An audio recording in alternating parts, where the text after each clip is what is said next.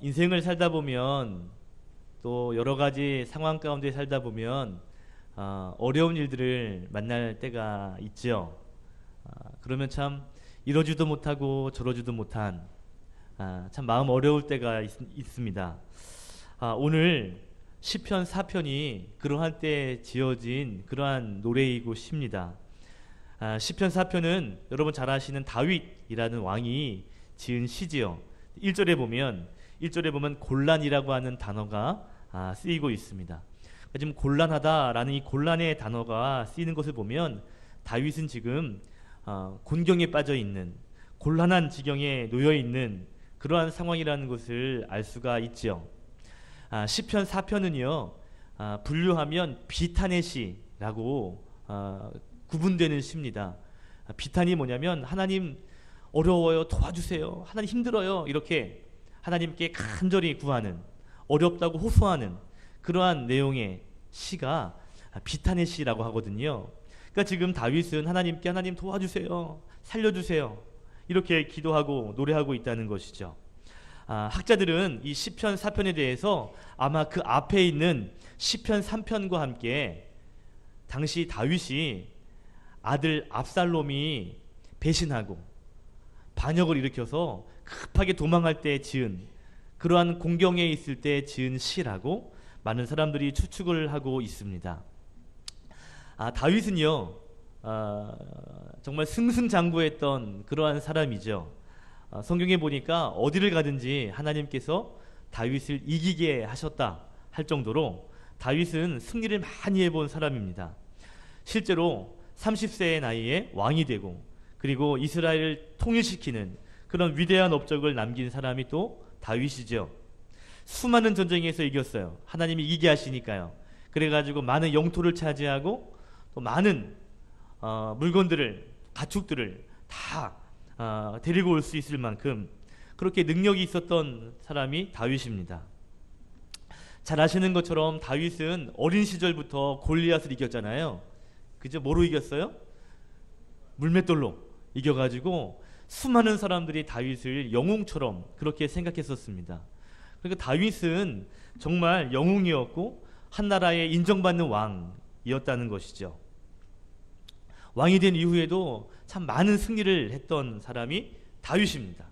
자, 얼마나 승리를 많이 했던지 주변에 있는 나라 사람들이 다윗 그러면 두려워할 정도로, 다윗과 싸우면 안 된다 할 정도로 다윗을 굉장히 두려워하고 겁낼 정도의 사람이 바로 다윗이었거든요. 그러니까 모든 백성들이 다윗을 좋아하고 왕으로 인정했다는 거죠. 그런 다윗인데 어느 날 갑자기 아들에게 배신을 당하죠. 그리고 반역이 일어나게 되고 그리고 결국 도망을 가게 되는 그러한 상황에 놓이게 됩니다. 엄청난 왕좌를 다 뒤로 포기하고요, 하루아침에 찌질하게 도망치게 되는, 목숨만 간신히 빠져나왔기 때문에 정말로 초라한 모습의 사람으로 하루아침에 전락당한 사람이 또 다윗이라는 거죠. 그러니까 다윗이 겪는 이 곤란은요, 정말 하늘에서부터 바닥으로 툭 떨어지는 그 정도의 큰 낙차가 있는 그러한 고난이고 어려움이었다라는 것입니다. 자, 그런데요, 이렇게 어려움 당할 때 다윗이 기도하는 거예요. 하나님께 고백하는 것이죠. 자, 뭐라고 고백하는가? 오늘은 짧게 세 가지만 빨리 말씀드리고 기도하려고 합니다. 자, 세 가지인데요. 먼저 이 세 가지를 이해하려면 이 구조가 있거든요. 자, 보세요. 시편 4편 보세요. 시편 4편은 네 토막으로 나눠야 돼요. 첫 번째 토막은 1절입니다. 1절은 뭐냐면 다윗이 하나님의 성품에 대하여, 하나님의 긍휼의 마음이 많다는 것에 대하여 호소하는 것이 1절이에요. 두 번째 토막은 어디냐면 2절과 3절이에요. 2절과 3절은 자기를 지금 대적하는 사람들, 자기에게 반역하는 사람들, 그러한 사람들에게 대한 경고의 메시지입니다. 그리고 세 번째 토막은 어디냐면 4절과 5절이에요. 4절과 5절은 자기와 반대된 사람이 아니라 지금 자기를 쫓아오고 있는 사람들, 자기 편에 있는 사람들에게 주는 권고입니다. 그리고 마지막 6절, 7절, 8절은 자기 스스로에게 하는 믿음의 고백이에요. 자, 다시 보세요. 자, 첫 번째 토막은 누구에게 하는 거라고요? 하나님에게 하는 거고요. 두 번째 토막은 내 대적들에게. 세 번째 토막은 나와 가까이 한 우리 편 사람들에게. 그리고 마지막 네 번째 토막은 내 자신에게. 이것을 분류하면 세 가지로 다시 묶을 수 있겠죠. 다시 말하면 첫 번째는 하나님에게, 두 번째, 세 번째 토막을 묶어서 사람들에게, 마지막 네 번째 토막은 내 자신에게. 이렇게 세 가지를 다윗이 믿음으로 고백하는 거야. 자, 첫 번째, 하나님에게 어떻게 고백하느냐? 1절에 보니까 하나님 은혜를 베풀어 주십시오. 그러니까 내가 어려울 때, 내가 곤란에 빠졌을 때 하나님 은혜를 베풀어 주십시오 라고 다윗은 고백하고 있다는 거죠. 따라합시다. 하나님 은혜를 베풀어 주소서. 여러분, 이건 너무나 당연한 고백이잖아요. 어려울 때, 힘들 때 하나님 도와주세요. 하나님 한 번만 도와주세요. 하나님 한 번만 이 문제를 해결해 주세요. 이렇게 기도하는 것은 당연하죠. 그죠? 우리가 하나님께 하나님 도와달라고 막 기도하잖아요. 그럼 하나님이 들어주셔요? 안 들어주셔요? 들어주셔요. 왜요? 하나님께서 사랑하시니까.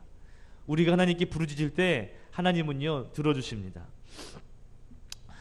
얼마나 하나님은 우리를 사랑하시냐면 자기 아들 독생자 예수를 아낌없이 보내시고 십자가에 내어주시기까지 우리를 살리고자 하시는 그 하나님의 사랑의 마음이 있다라는 것이죠. 그래서 우리가 고난 가운데 하나님께 기도하면 하나님은 들으십니다. 하나님 그리고 가슴 아파하시며 그 문제를 해결해 주셔요. 어려울 때 하나님 은혜를 주세요, 도와주세요 라고 기도할 수 있는 저와 여러분이 되었으면 좋겠습니다. 아멘. 여기는 어머니들이 많잖아요. 아버지들도 있고요. 그죠? 아이가 아프면 병원에 가면, 그러면 아이들은 병원 가는 거 두려워하지만 그러나 병원 데리고 가는 부모의 마음도 좋지가 않아요. 그죠? 아이가 더 많이 아프면요 부모 마음은 더 아픕니다. 아이가 고통 가운데 있으면 그러면 부모의 마음은 정말 찢어지게 아프죠. 부모님 되신 분들은 아마 어떤 마음인지 이해하실 거예요. 저는 얼마 전에 알았어요. 이 자녀를 잃은 사람, 자녀가 먼저 죽은 거예요, 부모님보다. 근데 그 부모에 대한, 자녀가 먼저 죽은 사람에 대한 명칭이 미국에도 없고 한국에도 없답니다.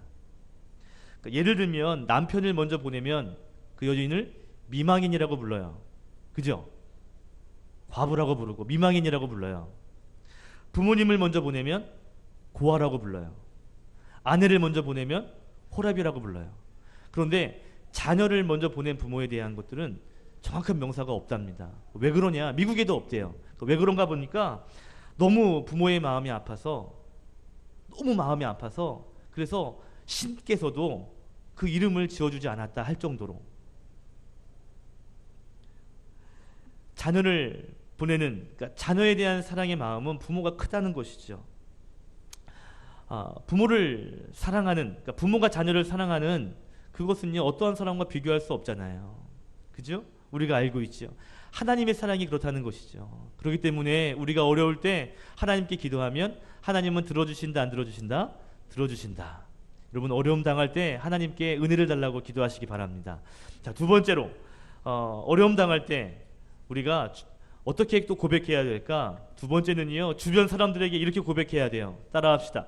경건한 자가 되라. 다시 말하면 경건한 사람이 되십시오 라고 고백할 수 있어야 된다는 것입니다. 자, 2절부터 5절까지 보면 다윗은 주변 사람들에게 경건한 사람이 되라고 이야기하고 있죠. 2절과 3절에는 자기를 대적하는 사람들에게 하나님 앞에 경건하라고 이야기합니다. 4절과 5절에는 자기를 따르는 사람들에게도 하나님 앞에 경건해야 된다라고 이야기하는 거죠. 즉 모든 사람들에게 경건해야 한다라고 이야기하는 것입니다. 여러분 우리가 곤란함을 당할 때 있거든요. 어려움 당할 때 있습니다. 그러할 때 그래 어렵지만 여러분 하나님 앞에 우리 경건해야 합니다 라고 노래하고 고백할 수 있는 사람들이 되셨으면 좋겠어요. 사람이 어려움이 생기면요 좀 사랑이 없는 사람은 자기만 생각해요. 그죠? 그러니까 뭔가 문제가 생기고 어려움 생기면 내가 어떡하지? 하고 상대방보다는 내 생각을 먼저 하게 됩니다. 그런데 조금 성숙한 사람은 어떤 문제가 생기면 내 걱정도 하지만 상대방도 걱정하죠.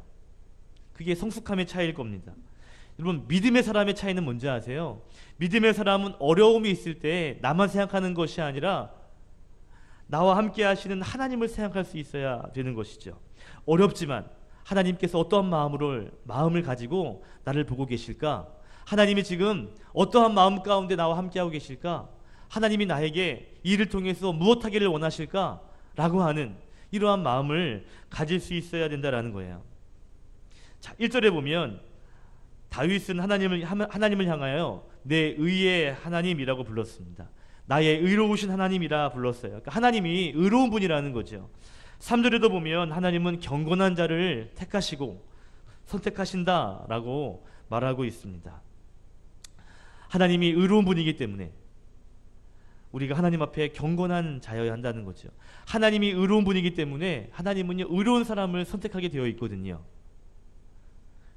우리가 하나님의 의, 하나님의 경건을 지킬 때 그때 하나님께서 우리를 도와주시고 또한 우리를 승리하게 하신다라는 거죠. 여러분, 어려움 당할 때 내 생각만 하지 마시고 그래, 하나님의 경건을 향해 달려가자 라고 나아갈 수 있는 여러분이 되시면 좋겠습니다. 자, 세 번째는 6절부터 8절까지예요. 이건 자기 자신에게 하는 말입니다. 따라합시다. 기뻐하고 감사하라. 자, 우리 7절 8절만 같이 읽겠습니다. 시작. 주께서 내 마음에 주신 기쁨은 그들의 곡식과 새 포도주가 풍성할 때보다 더하니이다. 내가 평안히 눕고 자기도 하리니 나를 안전히 살게 하시는 이는 오직 여호와시니라. 아멘. 7절에 이렇게 말해요. 주께서 나의 마음에 큰 기쁨을 채워주시는데 이 기쁨은 곡식을 주는 것보다 새 포도주가 가득할 때의 기쁨보다 훨씬 크다. 지금 곤란 중에 어려움 중에 있거든요. 그런데 하나님께서 나에게 큰 기쁨을 주실 거라는 거예요. 8절에 보니까 내가 평안히 누워 잠을 잘 수 있는데 왜냐하면 나를 안전하게 돌보아 주시는 분, 그분이 바로 여호와 되시는 분이 함께 한다는 것이죠. 그러니까 지금 곤란이 하고 어려움이 있고 여러 가지 힘든 일이 있을 수 있는데 하나님이 이렇게 안전하게 지켜주시기 때문에 나는 기뻐할 수 있고 감사할 수 있다라는 고백을 다윗은 하고 있는 것이죠. 자기 자신에게 그러면서 감사해야 한다고, 기뻐해야 한다고 말하고 있는 겁니다. 자, 우리 시편 42편 빨리 넘겨보세요. 시편 42편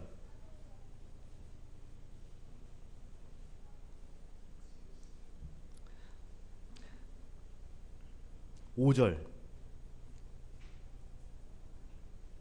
시편 42편 5절 한 목소리로 읽겠습니다. 시작. 내 영혼아 낙심하며 어찌하여 내 속에 불안하는가. 너는 여호와께 소원을 두라. 그가 나타나 도우심으로 말미암아 내가 여전히 찬송하리로다. 아멘. 11절도 읽겠습니다. 시작. 내 영혼아 내가 어찌하여 낙심하며 어찌하여 내 속에서 불안해하는가. 너는 여호와 빵을 두라. 나타나 도우심으로 말미암아 내 하나님을 여전히 찬송하리로다. 아멘. 지금 힘든 일이 있어요. 어려운 일들이 있어요. 그런데 뭐라고 내 마음이 얘기하냐면 내 속에서 왜 불안해하냐, 왜 힘들어하냐 그러면서 내 자신에게 말하는 거예요. 너는 하나님에게 소망을 둬라. 하나님이 도와주실 거다. 그러니까 하나님을 찬송해야 된다 라고 자기 속으로 자기 자신에게 말해주고 있는 것이죠. 여러분, 우리가 어려움 당할 때 내 자신에게 이렇게 얘기해 줘야 돼요. 어렵지만 하나님께서 좋은 일을 하실 거니까 지금 기뻐하고 감사하자 라고 말할 수 있어야 합니다. 하나님이 도와주실 거니까 지금은 잠깐 어렵지만 이제 문제가 해결될 거니까 조금만 힘내자 라고 내 자신에게 말할 수 있어야 된다라는 것이죠. 여러분 어려움 당할 때, 힘든 일이 있을 때 하나님에게는 은혜를 달라고 기도하시고요. 주변 사람들에게 우리가 함께 경건하자고 이야기하시고요. 내 자신에게는 힘들지만 기뻐하자고, 감사하자고 말할 수 있는, 그래서 어려움을 믿음으로 극복하시는 여러분 되시기를 예수님의 이름으로 축원드립니다. 기도하겠습니다.